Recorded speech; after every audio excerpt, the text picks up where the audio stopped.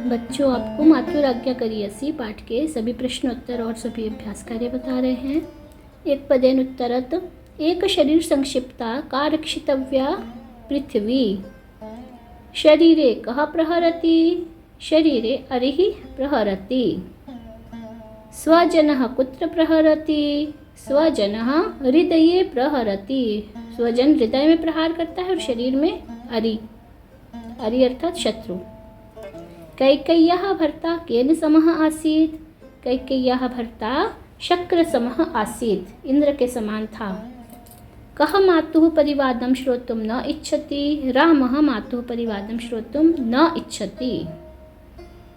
केन लोकं युवतिरहितं कर्तुं निश्चयः कृतः? लक्ष्मणेन लोकं युवतिरहितं कर्तुं निश्चयः कृतः। प्रतिमानाटकस्य रचयिता कः?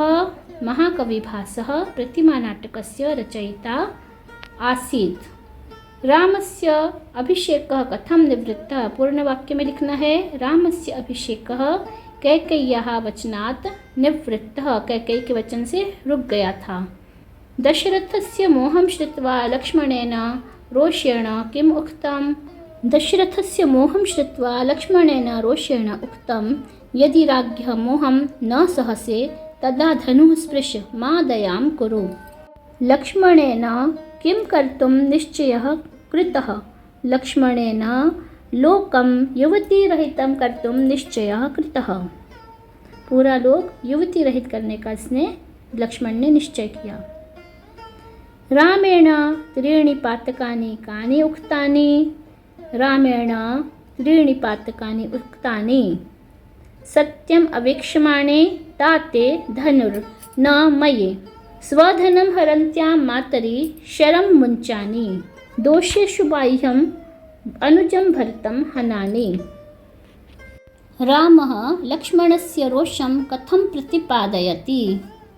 रामः लक्ष्मणस्य रोषं प्रतिपादयन् सीतां प्रति अकथयत्, मङ्गलार्थे सेविकया दत्तान् वल्कलम् आनय।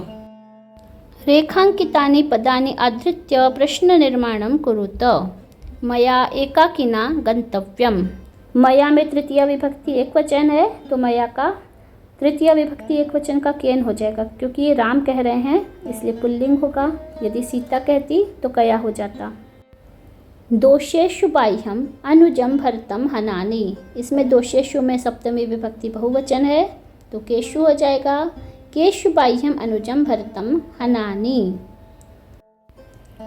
राज्ञा हस्तेन एव विसर्जितः। राज्ञा में तृतीय विभक्ति है और एक वचन है। केन हस्तेन एव विसर्जितः। अगला है पार्थिवस्य वनगमन निवृत्तिः भविष्यति। इसमें षष्ठी विभक्ति एक वचन है, तो कस्य हो जाएगा। कस्य वनगमन निवृत्तिः भविष्यति। फिर है शरीरे अरिः प्रहरति। शरीरे में सप्तमी विभक्ति और एक वचन है, तो कस्मिन् हो जाएगा। कस्मिन् अरिः प्रहरति। चौथा प्रश्न है संवादेषु कः कं प्रति कथयति? कौन किससे कह रहा है? एक शरीर संक्षिप्ता पृथ्वी रक्षितव्या रामः कथयति। कांचुकीयं प्रति कथयति। राम कंचुकी से कह रहे हैं। दूसरा है अलम उपहतासु श्रीबुद्धेषु स्वमार्जवम उपनिक्षेप्तुम। ये कांचुकी का कह रहे हैं राम से। कांचुकीयः रामं प्रति कथयति। नवनृपति विमर्शे नास्ति शंका प्रजानाम। ये राम कह रहे हैं कंचुकी से। रामः कांचुकीयं प्रति कथयति। रोचितव्ये काले सौमित्रेण धनुर्गृहीतम्। सीता कह रही हैं राम से। सीता रामं प्रति कथयति। न शक्नोमि रोषं धारयितुं। लक्ष्मणः रामं प्रति कथयति। एनाम् उद्दिश्य देवतानां प्रणामः क्रियते। ये सीताराम से कह रही हैं। सीता रामं प्रति कथयति। फिर है यत्कृते महति क्लेशे राज्ये में न मनोरथः। ये लक्ष्मण कह रहे हैं राम से। लक्ष्मणः रामं प्रति कथयति। पाठम् आश्रित्य रामस्य लक्ष्मणस्य च चारित्रिक वैशिष्ट्यं हिंदी संस्कृत भाषया लिखत। राम का और लक्ष्मण का चरित्र की विशेषताएं लिखनी है।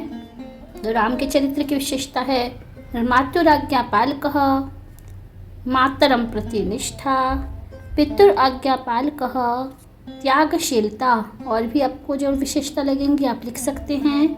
लक्ष्मणस्य चारित्रिकं वैशिष्ट्यं भ्रातरं प्रति समर्पितः, भ्रातृप्रेमः, निश्चलः, क्रोधालुः। पाठात् चित्वा अव्ययपदानि लिखत। जैसे उदाहरण के लिए उन्होंने ननु और तत्र दिया हुआ है। ननु तत्र इति कुतः हि च एव खलु इव तावत् अत्र यदि अथ अतः कथम इतः किल हंत इत्यादि। अधोलिखितेषु पदेषु प्रकृति प्रत्ययौ पृथक् कृत्वा लिखत। परित्रातव्यः परि उपसर्ग पूर्वक त्रयी धातु है, इसमें तव्यत प्रत्यय होने से परित्रातव्यः ये हो गया है। वक्तव्यम वच धातु है, इसमें तव्यत प्रत्यय वक्तव्यम ये बना है। रक्षितव्या रक्ष धातु में तव्यत प्रत्यय जुड़ने से रक्षितव्या बनेगा। भवितव्यम भू धातु में तव्यत प्रत्यय जोड़ने पर भवितव्यम बनेगा। पुत्रवती पुत्र ये पद है, इसमें मतुप प्रत्यय पुत्र से मतुप होने पर पुत्रवती ये बनेगा। श्रोतुम श्रु धातु से तुमन प्रत्यय जोड़ने पर श्रोतुम बनेगा। विसर्जितः वि उपसर्ग पूर्वक सृज धातु है, इसमें णिच और क्त ये दोनों प्रत्यय जोड़ने पर विसर्जितः ये पद बनता है।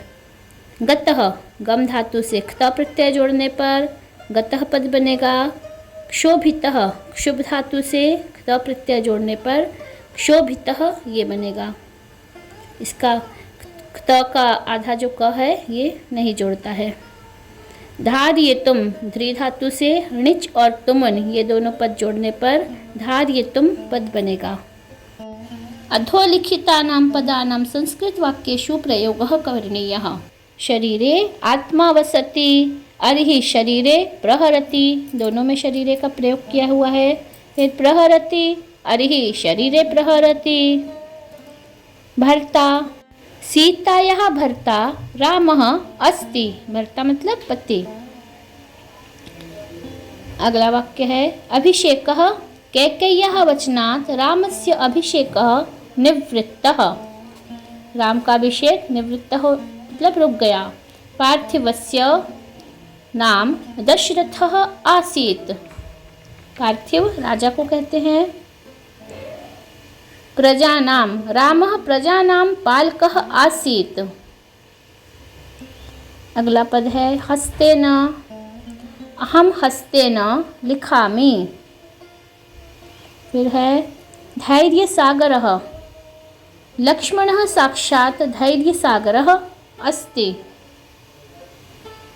पश्यामि, अहम सर्वान् पश्यामि, अहम चित्रं पश्यामि। आप कोई और वाक्य बनाकर भी लिख सकते हैं। करेणुः, करेणुः वने विचरति। करेणुः हथिनी को बोलते हैं। करी जो हाथी है करी इसकी पत्नी है करेणुः। गंतव्यम, निर्जने न गंतव्यम, निर्जन में नहीं जाना चाहिए, तव्यत प्रत्यय है। अधोलिखितानां पद्यांशानां स्वभाषया भावार्थं लिखत। शरीरे अरिहि प्रहरति, हृदये स्वजनस्तथा। इसका मतलब है शत्रु तो केवल शरीर पर ही हमला करता है, आक्रमण करता है, किंतु जो हमारा स्वजन है जिसको हम चाहते हैं वह हमारे हृदय पर आघात करता है, वह हमारा हृदय तोड़ देता है। नवनृपति विमर्शे नास्ति शंका प्रजानाम। नया राजा अच्छा होगा या बुरा यह प्रजा नहीं जानती है, जब तक उसका अनुभव नहीं आता है तो हमेशा प्रजा को आशंका बनी रहती है। यदि न सहसे राज्ञो मोहम धनुः स्पृश मा दयाम। यदि राजा के आप मूर्छा को सहन नहीं कर पा रहे हैं, उसके मोह को सहन नहीं कर पा रहे हैं, तो धनु को उठाइए और दया को छोड़ दीजिए। यह लक्ष्मण राम से बोल रहे हैं। यत् कृते महति क्लेशे राज्य में न मनोरथः। लक्ष्मण बोल रहे हैं, जिसके कारण महान दुख हो रहा है, उस राज्य के प्रति मेरी कोई आसक्ति नहीं है। अगला, अधोलिखित पदेषु संधि विच्छेदः कार्यः रक्षितव्येति। इसमें रक्षितव्या और इति ये दोनों पद हैं, और या आ के बाद ई उ आता है तो ई को ए हो जाता है। तव्या है, आ और ई मिल करके ए हो जाएंगे। गुणेनात्र, इसमें गुणेन और अत्र दीर्घ स्वर संधि है, अ और अ मिला करके आ हो जाता है। शरीरे अरिहि, शरीरे और अरिहि पूर्व रूप संधि है, बाद वाले अ को पूर्व रूप हो जाता है। स्वजनस तथा, स्वजनः तथा विसर्ग को स हो गया है। येना कार्यम, येन अकार्यम, अ और अ मिल करके आ हो गया है, दीर्घ स्वर संधि है। खलवस्मत, खलु अस्मत, ऊ को वह हो गया है, तो खलवस्मत ये हो गया है, यण स्वर संधि है इसमें। किमप्यभिमतम, किम अपि अभिमतम, किम में अ जुड़ गया है तो किमप हो गया है, और किमपि में ई को यह हो गया है तो किमपि य अभिमतम, किमप्यभिमतम हो गया है। ठीक है, ई को यह हो गया है। हस्तेनैव, हस्तेन एव, अ के बाद में ए है तो इसको आई हो गया है, इसमें वृद्धि स्वर संधि है। दग्धुकामेव, दग्धुकामा इव, आ के बाद में ई है तो दग्धुकामेव हो गया है, इसमें गुण स्वर संधि है। आ के बाद में ई होता है तो ए हो जाता है। इसके बाद में योग्यता विस्तार है, इसमें महाकवि भास के बारे में बताया गया है। काव्येषु नाटकम रम्यम इत्यनुभूय महाकवि भासेन रमणीयत्वं प्रतिपादयता नाटकानि एव रचितानि।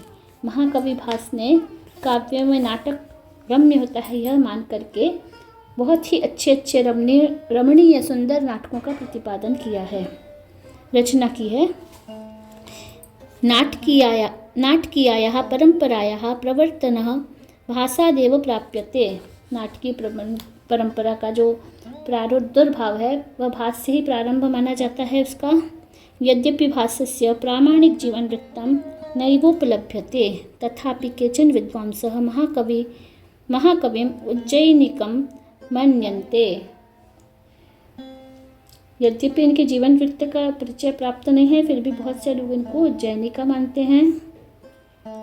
भास नाटक चक्रम स्वप्नवासवदत्तम प्रतिज्ञा यौगंधरायणम प्रतिमा नाटकम अविमारकम बालचरितम अभिषेकम पंचरात्रम मध्यम व्यायोगः ऊरुभंगम दूधखटोत्कचम कर्णभारम दूतवाक्यम चारुदत्तम, ये 13 नाटक हैं। 13 नाटकानि गण्यन्ते, इनके 13 नाटक प्राप्त हैं। प्रतिमा नाटकम, एतत् नाटकम सप्तांक परिमितम विद्यते। प्रतिमा नाटक में 7 अंक हैं, सप्तांक परिमित है। सप्तांक के बड़ा अस्मिन् वनवासाद आरभ्य रावण वध पर्यंतम कथा वर्णिता वर्तते। इसमें राम के वनवास से लेकर के रावण के वध पर्यंत की कथा है। मातुल गृहात् निवर्तमानः भर्तः यदा मार्गे अयोध्याया पार्श्वे प्रतिमा मंदिरे दिवंगतं निजपूर्वजेषु महाराजस्य दशरथस्य प्रतिमां पश्यति तदा सः पितुः देहावसान विषये जानन्ति। दशरथ के एक मूर्ति को देखा जब भरत ने, तब उनको पता चला कि ये दशरथ की मृत्यु हो चुकी है, और इसी के आधार पर इस नाटक का नाम प्रतिमा नाटक है। तदेव राम रावणयोः युद्धस्य संदेशः प्राप्यते। उसी समय उसको राम रावण के युद्ध का संदेश प्राप्त होता है। भरतः रामस्य सहायतार्थं सेनाबलं प्रेषयति। सेना को भेजते हैं भरत। प्रतिमया नाटके पितुः देहावसानसूचनायाः कारणात् अस्य नाटकस्य अभिधानं प्रतिमा नाटकं जातम्। इस कारण से इस नाटक का नाम प्रतिमा नाटक है। अभी हमने जो ये कहानी पढ़ी थी, यह पाठ मातुराज्ञा गरीयसी, यह भास के विरचित प्रतिमा नाटक से ही लिखा गया है, उसी से उद्धृत है। तो सभी भास के इन नाटकों के 13 नाटकों के जो नाम है इनको याद कर लें। और प्रतिमा नाटक में 7 अंक हैं। प्रतिमा नाटक का भी संक्षिप्त परिचय आप तैयार कर लें, क्योंकि यह परीक्षा के लिए बहुत ही महत्वपूर्ण है और परीक्षोपयोगी है। आ सकता है भास के बारे में भी पूछा जाता है। सभी बच्चों को बहुत बहुत शुभकामनाएं। आपको आगे बहुत ही अच्छे इंटरेस्टिंग वीडियो देखने हैं तो चैनल को सब्सक्राइब कर लें। जयतु संस्कृतम जयतु भारतम।